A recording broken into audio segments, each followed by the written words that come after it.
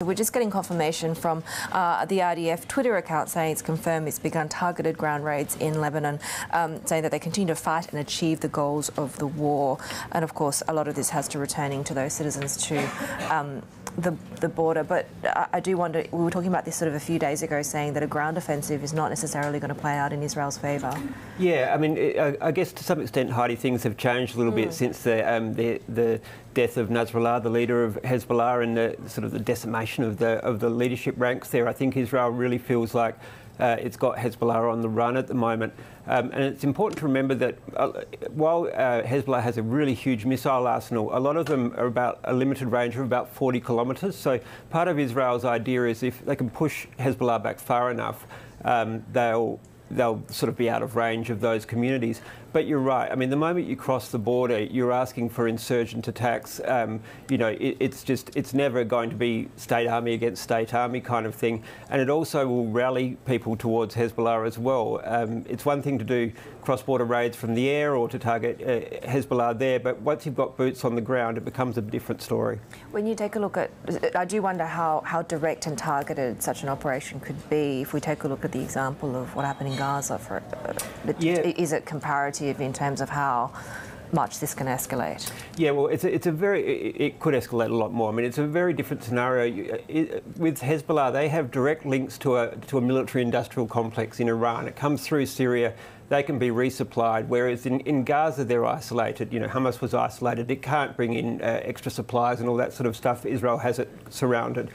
So the potential for protracted war is quite high. Now, Israel's been there before. I mean, they're not going to fall into that trap, you'd assume. I mean, they held southern Lebanon from 1982 to 2000. They withdrew from there in 2000. And at the moment, they're saying this is only limited targeted operation on Hezbollah facilities around the border area. But obviously, the door's been opened now to troops to keep going.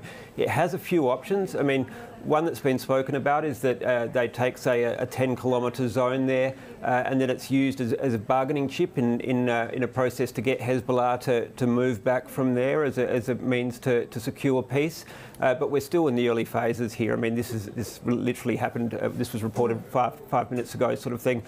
So we'll just have to wait and see. It could be that they just launch raids. It could be that they go all in and occupy it.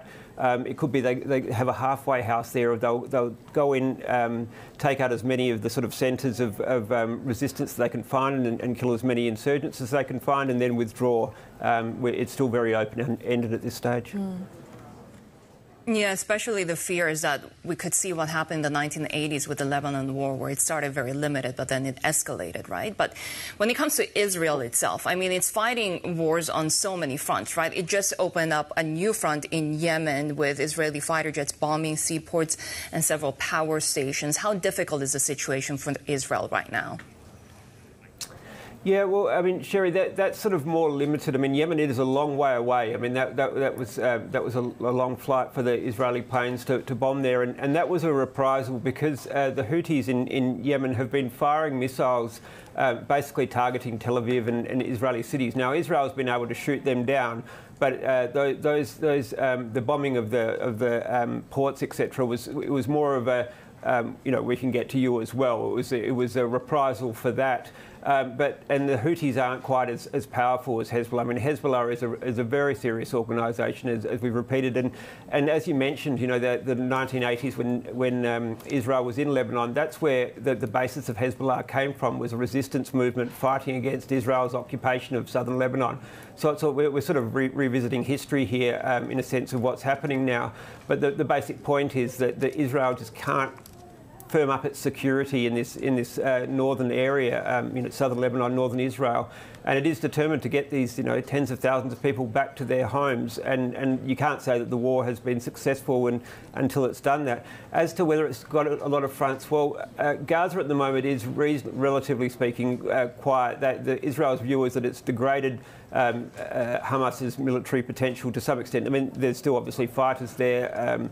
The leader Sinwar hasn't been confirmed as being killed or anything like that. There's 100 hostages still there, presumably, as well. Yemen and the Houthis are basically more of a long-distance thing, a tit for tat. So at the moment, the Northern Front is where all the concentration is. But it is fighting on a lot of fronts, and it's been fighting. You know, we're coming up on a year that this has been going on too. So. And Israel, it's not a huge country. I mean, there's only so long it can have its forces mobilised and that sort of thing. So I think they'd like to get this done reasonably quickly, but they also don't want to miss this. It's sort of an opportunity for them that they haven't had before of really pushing Hezbollah back and degrading it.